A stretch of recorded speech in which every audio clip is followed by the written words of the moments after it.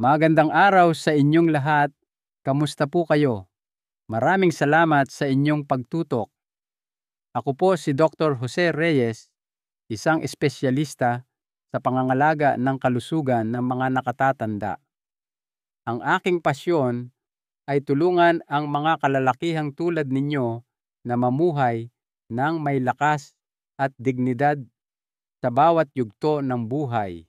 Kailangan nating pag-usapan ang isang Ginoo, tawagin na lang natin siyang Roberto. Natagpuan siya ng kanyang pamilya na nag-iisa nakayuko sa kanyang paboritong silyon. Walang senyales ng anumang gulo, walang sigaw ng paghingi ng tulong. Tanging katahimikan. Bukas pa ang telebisyon, nakabukas pa ang kanyang bata, at isang kakaibang kapayapaan ang bumalot sa silid, ang uri ng katahimikan, nakasunod lamang ng isang bagay na pinal. Ang nakasaad sa ulat ng coroner ay natural causes o likas na sanhi ng pagkamatay, ngunit para sa aming mga nakakaalam ng mga senyales ito ay ibang-iba. Ito ay isang tahimik na pagbagsak ng hormonal. Ito ay ang dahan-dahang pagkasira ng sigla ng isang lalaki, hindi dahil sa isang biglaang sakit, kundi dahil sa tahimik na kapabayaan. At ang nakakalungkot, hindi nag-iisa si Roberto. Bawat taon, libu-libong nakatatandang Pilipinong lalaki ang nakararanas ng parehong paghina sa kanilang lakas, sa kanilang kakayahang sexual, at sa kanilang emosyonal na kalinawan. Sila'y nagdurusa habang iniisip na ginagawa nila ang tama sa pamamagitan ng pagsuko sa isang bahagi ng kanilang pagkatao na inaakala nilang hindi na nila kailangan. Sa loob ng maraming dekada, sinabihan natin ang mga kalalakihan na iwasan ang sariling kasiyahan o self-pleasure. Itinuro sa atin ng ating kultura na ito ay tanda ng pagiging isip bata, kahiya-hiya o hindi kailangan. Ngunit pagkatapos ng edad 60, ang mismong paniniwalang iyon ay maaaring tahimik na magdulot sa iyo ng kawalan ng lahat, dahil narito ang katotohanang hindi hayagang sinasabi ng sinuman: kapag itinigil mo ang masturbasyon sa iyong pagtanda, hindi lang basta humihinto ang iyong katawan. Ito ay nagsisimulang humina. Maaaring maapektuhan ang kalusugan ng iyong prostate, maaaring bumagsak ang iyong mga antas ng testosterone, at maaaring manghina ang iyong katatagan sa emosyon. Sa oras na maramdaman mo ang mga epekto huli na ang lahat ng ilang taon. Sa aking karera, nakaupo ako kasama ang mga magsasaka mula sa probinsya, mga veteranong naglingkod sa ating bayan, mga retiradong guro, at mga minamahal na lolo. Marami sa kanila ang nag-akala na tama ang kanilang ginagawa sa pag-iwas. Nakita ko ang tahimik na pagsisisi sa kanilang mga mata nang sa wakas ay naramdaman na nila ang pinsala dahil wala silang ideya na ang isang pribadong gawain na dating ikinahiya nila ay sa katunayan mahalaga para sa kanilang kalusugan sa mga pinakakritikal na taon ng kanilang buhay. Ngunit may magandang balita. Sa talakayang ito, ipapaliwanag ko sa inyo ang 4 na tunay na kahihinatnan sa kalusugan na maaaring mangyari kapag itinigil mo ang masturbasyon bilang isang nakatatandang lalaki, at higit sa lahat, kung paano ito maiiwasan bago maging huli ang lahat. Ito ay mga simple, practical at medikal na solusyon na ginamit na ng libo-libo sa aking mga pasyente upang protektahan ang kanilang kalusugang sexual, ibalik ang kanilang enerhiya, at iwasan ang mga karaniwang issue na karaniwang ipinagkakamali ng karamihan sa mga lalaki bilang pagtanda lamang. At pakiusap, manatili kayo hanggang sa dulo. Ang huling kahihinatnan na ibabahagi ko ay isa na kahit karamihan sa mga doktor ay hindi pag-uusapan, ngunit maaari nitong tahimik na triplihin ang iyong panganib sa mga komplikasyon sa prostate kung ito'y babalewalain. Kung mahalaga sa iyo ang pagprotekta sa iyong katawan, sa iyong kumpiyansa at sa iyong kalayaan, habang ikaw ay tumatanda, gugustuhin mong marinig ito. Kung kayo po ay nanonood ngayon, pakitype ang 1 sa mga komento kung kayo ay kasama ko o 0 kung kayo ay may pag-aalinlangan. Tinatanggap ko pareho dahil ito ay isang usapan na nararapat nating mga kalalakihan sa ating henerasyon na magkaroon ng walang hiya at may tunay at tapat na mga sagot. Ngayon, magsimula tayo sa una at marahil ang pinakapanganib na napapabayang kahihinatnan, ang pagkawala ng kakayahan ng ari, the loss of penile function. Nakita ko na ito ng hindi mabilang na beses. Isang lalaki sa kanyang huling ika-70 o ika-70 na taon, tawagin natin siyang Juan, ang papasok sa aking opisina na nalilito at bigo. Sasabihin niya sa akin na ilang buwan na siyang hindi nakakaranas ng biglaang pagtayo ng ari, minsan pa nga'y 1 taon na. Ang pinakanakakabahala sa kanya ay hindi lamang ang kakulangan sa pagganap, kundi kung gaano kabilis ito tila nangyari. Isang araw ay pakiramdam niya ay normal pa siya at sa susunod may isang bagay sa loob niya na bigla na lang huminto. Ito'y ganap na ikinagugulat ng karamihan sa mga lalaki. Bakit? Dahil walang sino man ang nagsabi sa kanila na ang paghinto sa lahat ng sexual na aktibidad ay maaaring maging sanhi ng paglaho ng kanilang sexual na kakayahan na parang isang kalamnan na hindi ginagamit. Hayaan ninyong sabihin ko ito ng malinaw, mga Ginoo, ang inyong ari ay isang functional na organ na nangangailangan ng regular na sirkulasyon ng dugo upang manatiling malusog. Kapag matagal kayong walang anumang estimulasyon, lalo na pagkatapos ng edad 60, may isang mapanganib na bagay na nagsisimulang mangyari. Bumagal ang daloy ng dugo, bumababa ang paghahatid ng oxygen, at ang mga tissue ay nagsisimulang tumigas hindi sa magandang paraan, kundi sa paraan na humahantong sa fibrosis, pagkasira ng nerbiyos, at isang hindi na maibabalik na pagkawala ng kakayahang tumayo ng ari. Ito ay hindi lamang isang teorya. Ito ay pangunahing biyolohiya ng vascular. Isipin ninyo ito ng ganito: kung itinigil ninyo ang paggalaw ng inyong mga binti sa loob ng 6 na buwan, ano ang mangyayari? Mawawalan kayo ng kalamnan, koordinasyon at fleksibilidad. Maaaring kailanganin ninyo pang matutong maglakad muli. Ang parehong prinsipyo ay angkop dito. Pagkatapos ng isang tiyak na edad, ang inyong sexual na kakayahan ay hindi lang basta nagpapahinga. Nagsisimula itong magsara kapag hindi ginagamit. Ang pinakamasama ay hindi ito dumarating na may malakas na babala. Ito ay tahimik. Unti-unti itong lumalapit sa iyo.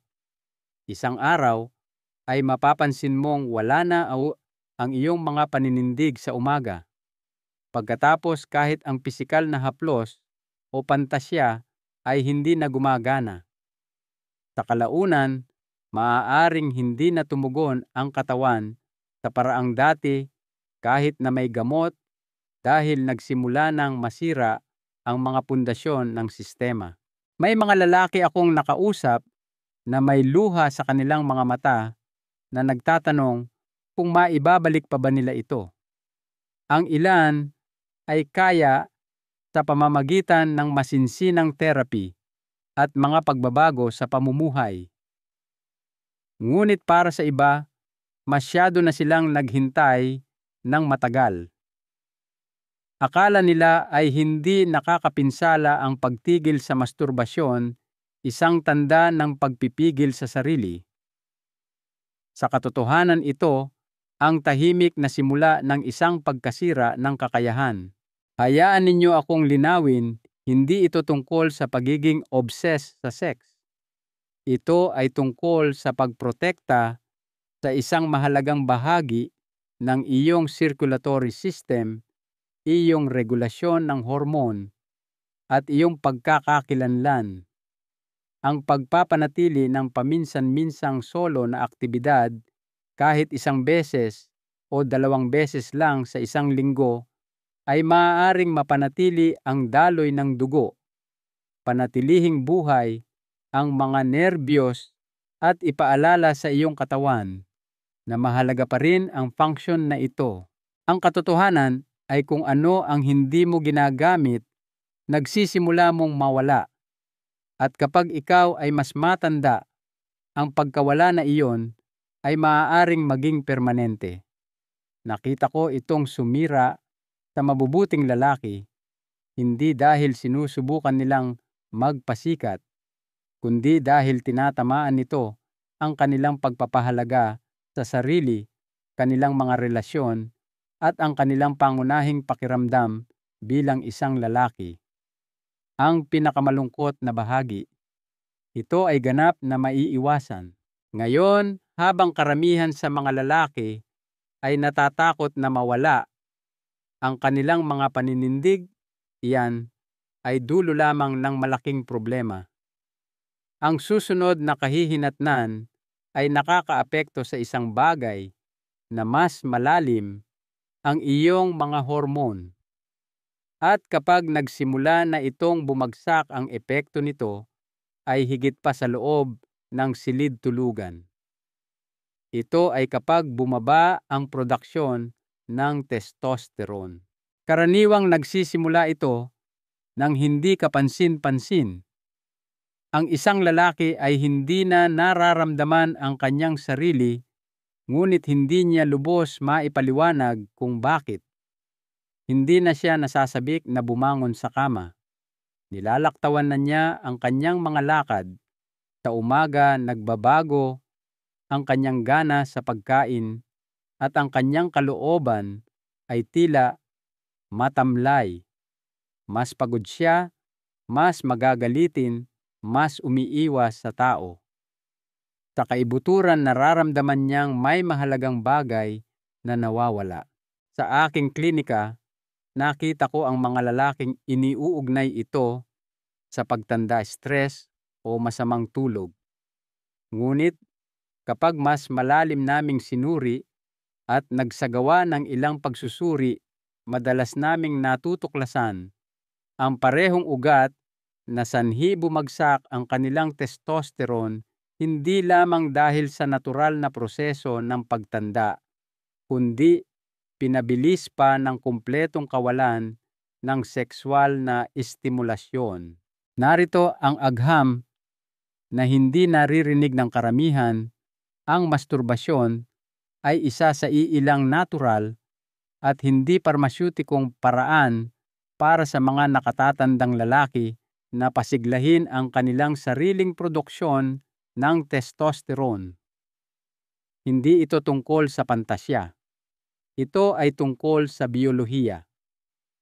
Kapag regular kang nakikibahagi sa pagka-arouse at paglalabas, nagpapadala ang iyong utak ng mga senyales na tumutulong sa pag-regulate ng iyong hormonal rhythm. Tumaas ang antas ng dopamine, nagiging aktibo ang hypothalamus at ang iyong mga bayag, kahit na sa iyong ika-16 70 o 8 taon, ay nakakatanggap ng mensahe, patuloy na gumawa ng testosterone. Ngunit kapag itinigil mo ng tuluyan ang prosesong iyon, ang mensaheng natatanggap ng iyong katawan ay ang eksaktong kabaligtaran. Iniisip nito na ang pakikipagtalik ay hindi na bahagi ng iyong buhay, kaya binabawasan nito ang produksyon ng hormone.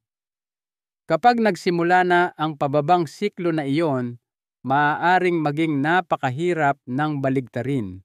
Ang mga lalaking may mababang testosterone ay hindi lang nakakaramdam ng pagod, nagsisimula silang mawalan ng pagkakakilanlan.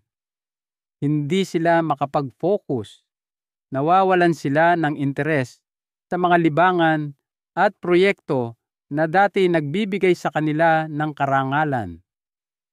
Nanghihina ang kanilang mga kalamnan, nagiging mas marupok ang kanilang mga buto, nagiging mas madaling kapitan ng depresyon, at marahil ang pinakapanganib sa lahat, tumaas ang kanilang panganib para sa mga cardiovascular event tulad ng atake sa puso at stroke.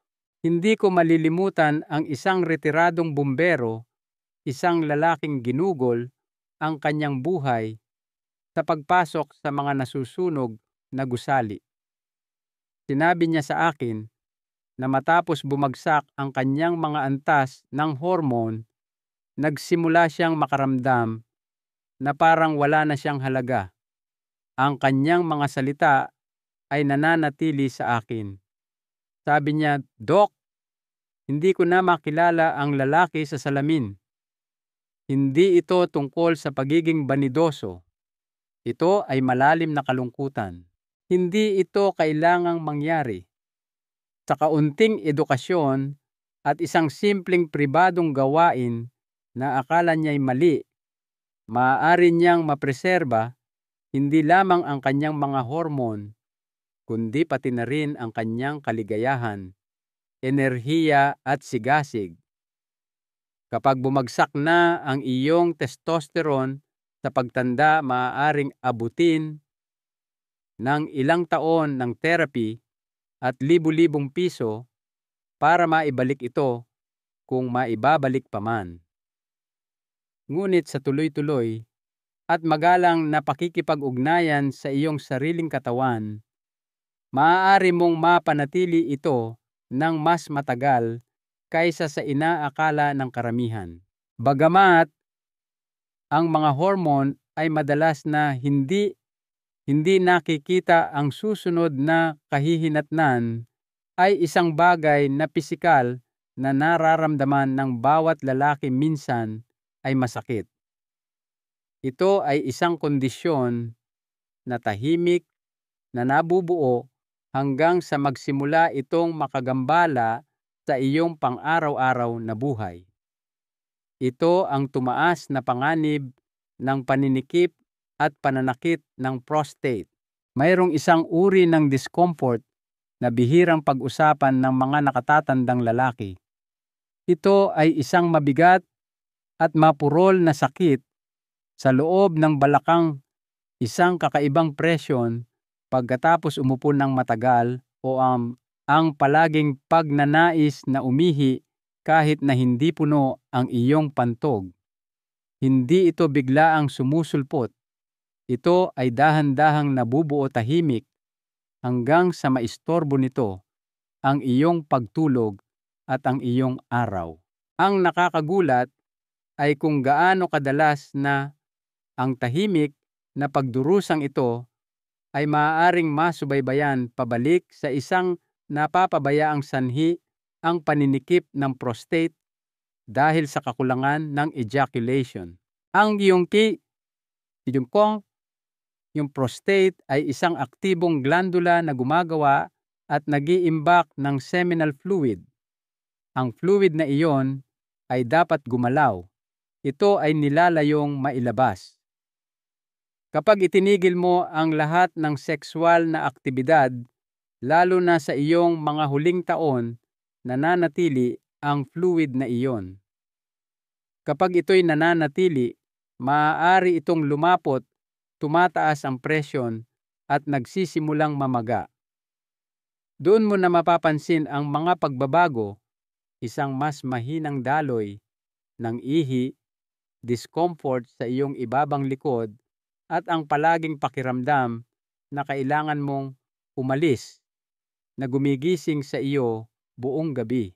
Bilang isang urologist, hindi ko mabilang kung gaano karaming mga nakatatandang pasyente ang dumarating na iniisip na may problema sila sa pantog, para lamang matuklasan namin na sila ay may iritado at namamagang prostate. Sa maraming kaso, ang unang linya ng depensa ay hindi gamot. Ito ay ang pagpapakilos muli ng mga bagay sa pamamagitan ng natural na proseso ng paglilinis ng katawan na regular na ejaculation. Kapag ang prosesong iyon ay binaliwala ng matagal, ang mga kahihinatnan ay maaaring maging malubha. Ang ilang mga lalaki ay nagkakaroon ng chronic prostatitis, isang masakit at pangmatagalang pamamaga na mahirap gamutin. Bukod sa discomfort, may isa pang panganib na hindi naririnig ng karamihan sa mga lalaki.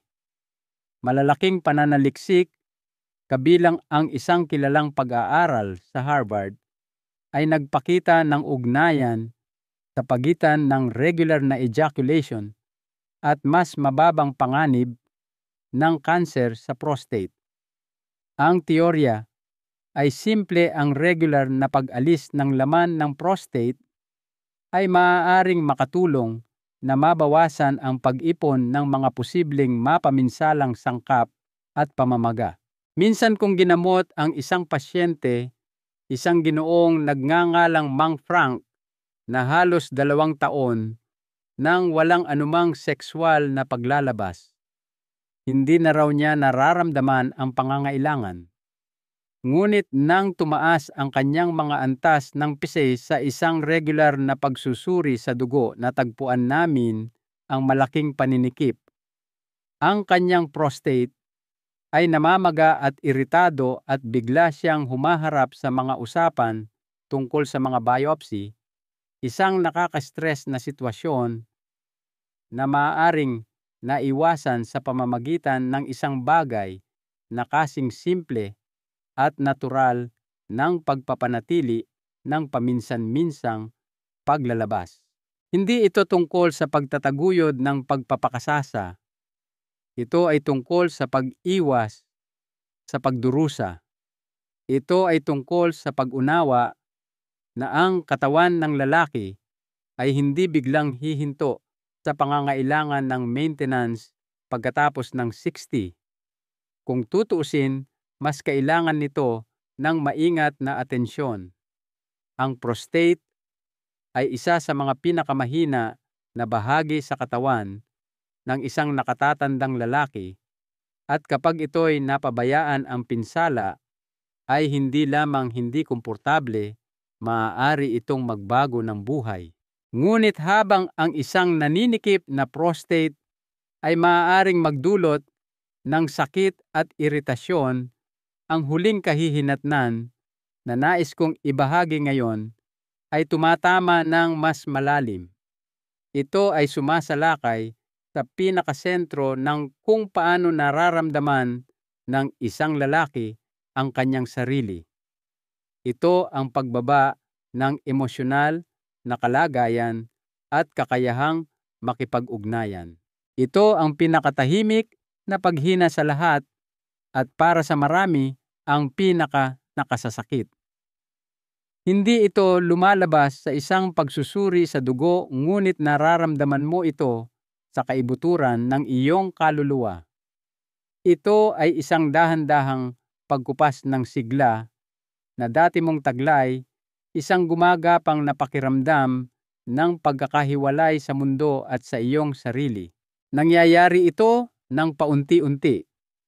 Ititigil mo ang masturbasyon, sinasabi sa iyong sarili na bahagi lang ito ng pagtanda o kawalan ng interes. Ngunit sa paglipas ng panahon, ang desisyong iyon ay hindi lamang nakakaapekto sa iyong katawan.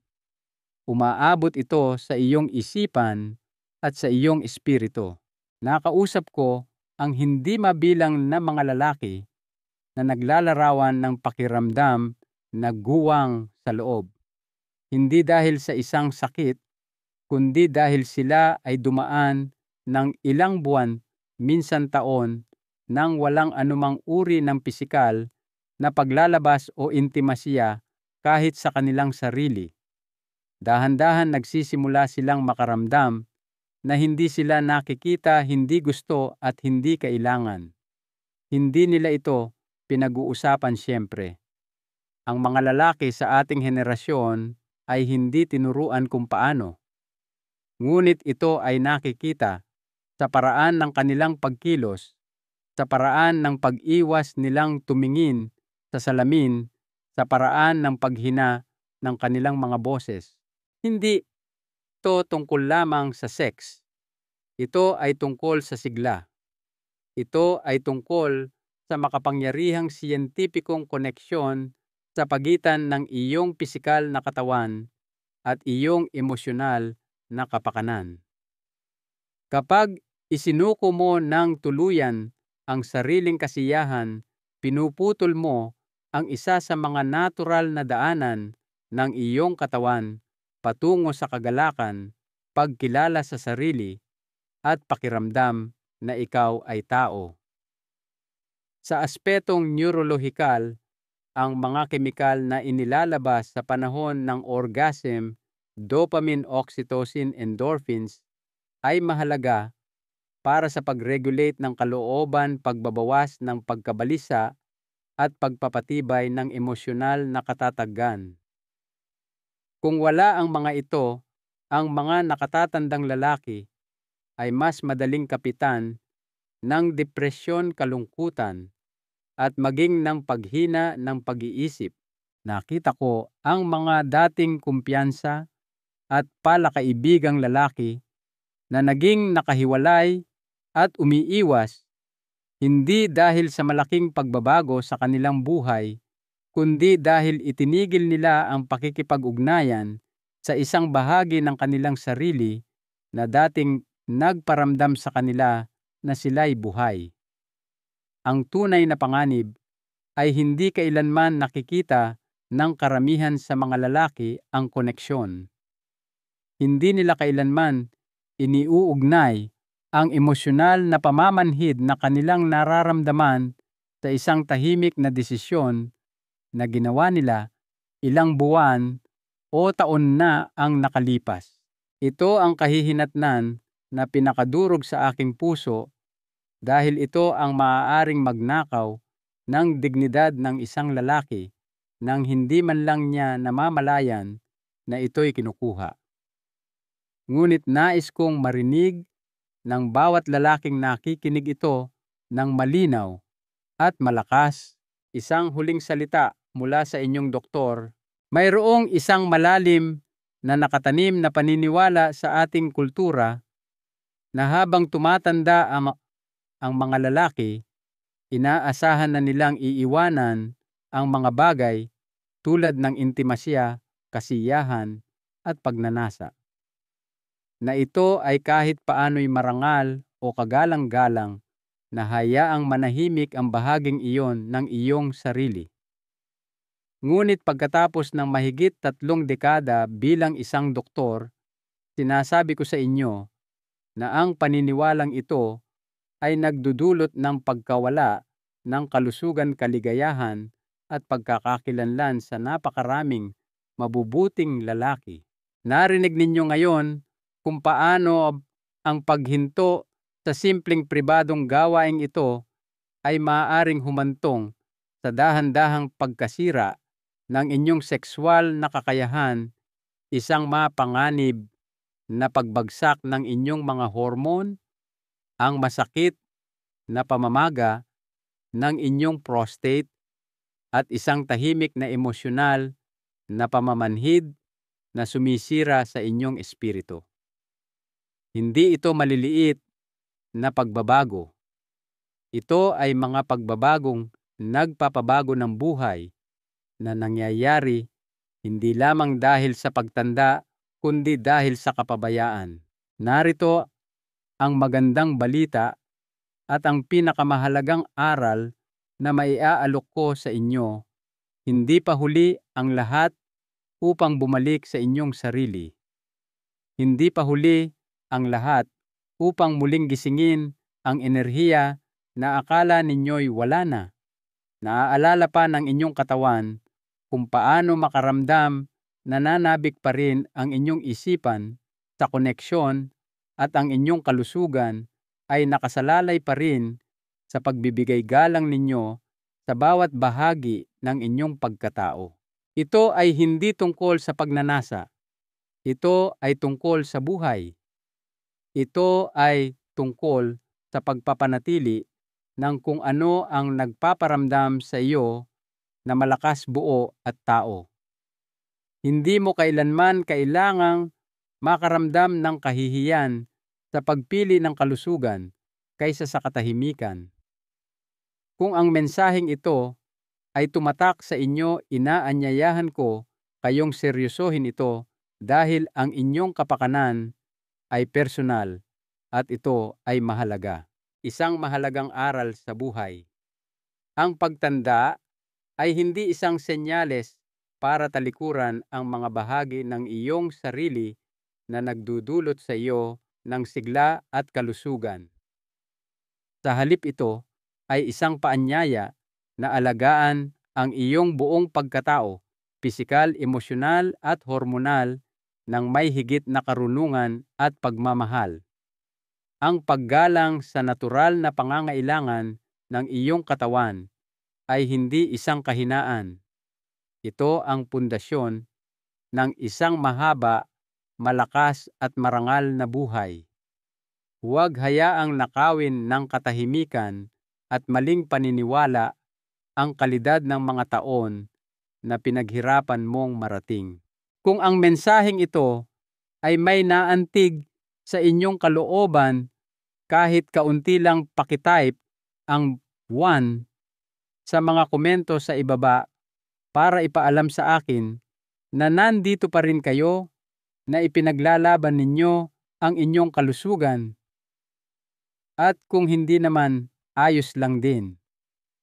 Mag-type ng 0 at sabihin ninyo sa akin kung ano ang nasa isip ninyo.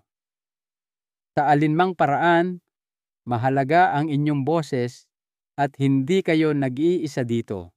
Mangyaring isaalang-alang ang pag-subscribe sa channel para sa mas marami pang tapat na usapan tungkol sa inyong kalusugan. At panghuli, hinihiling ko na ibahagi ninyo ang mensaheng ito. Ibahagi ito sa isang kapatid kaibigan o sino mang lalaki sa inyong buhay na kailangang marinig na mahalaga pa rin siya at hindi pa siya tapos. Maraming salamat po sa inyong oras. Manatiling malusog.